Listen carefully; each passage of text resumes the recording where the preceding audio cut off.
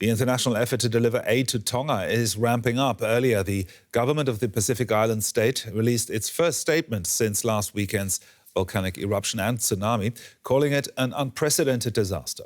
With the country's only internet cable cut, communications remain limited. Ash spewed out by the volcano is covering much of the island and making it impossible for planes to land at the airport. But ships from Australia and New Zealand are on the way, carrying relief supplies, including urgently needed drinking water. But because of the enormous distances, the vessels are not expected to reach Tonga until Friday. A little earlier, I spoke to Jonathan Veitch, who is the acting UN resident coordinator to Tonga. I asked him what his biggest concerns for the delivery of aid are right now. There's a couple of things. One is the water situation. So we're very concerned in case population run out of water.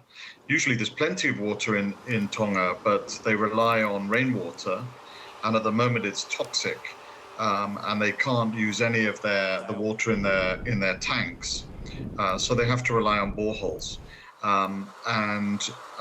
The people there, the head of the NDMO, the disaster management operation, I spoke to him today, and he's worried that the boreholes won't be sufficient for the whole population. Shops are also running out of supplies of food and water, so water's the key thing. And we're glad that New Zealand is on its way with a lot of water, carrying water, but also the ability to desalinate water. So that's the most important thing, is they can treat seawater and turn it into potable water. So that will make a big difference. And then the other thing is that the assessment hasn't finished yet, so we don't actually know the situation in some of the very remote outlying islands of Ha'apai region, which may be affected. And we got reports back, as you mentioned, that a couple of low-lying islands there have been pretty devastated, with all houses destroyed and even trees uprooted, and the whole population has had to be evacuated. So Tonga is still largely offline after the sole undersea fiber optic communication cable was cut. How are you getting information about the situation on the ground? Well, several ways. It hasn't been easy.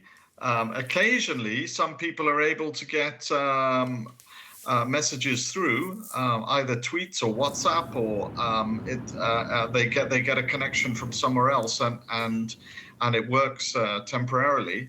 And we've got quite a lot of satellite communication now. So we've set up more SATCOMs, satellite phones, and we're sending a lot more equipment now, VSATs and other things that will enable internet through using satellites. And that should be set up this week. But the cable is going to take weeks to fix. We don't know the condition of it under the sea. Australia has sent a ship now to take a look at it that's able to pull up the cable and take a look at it. But it may have been completely destroyed by the eruption because it's quite close to the area of the volcano. So that's not a short-term solution. Jonathan Veitch there from the United Nations. Thank you very much. Thank you very much.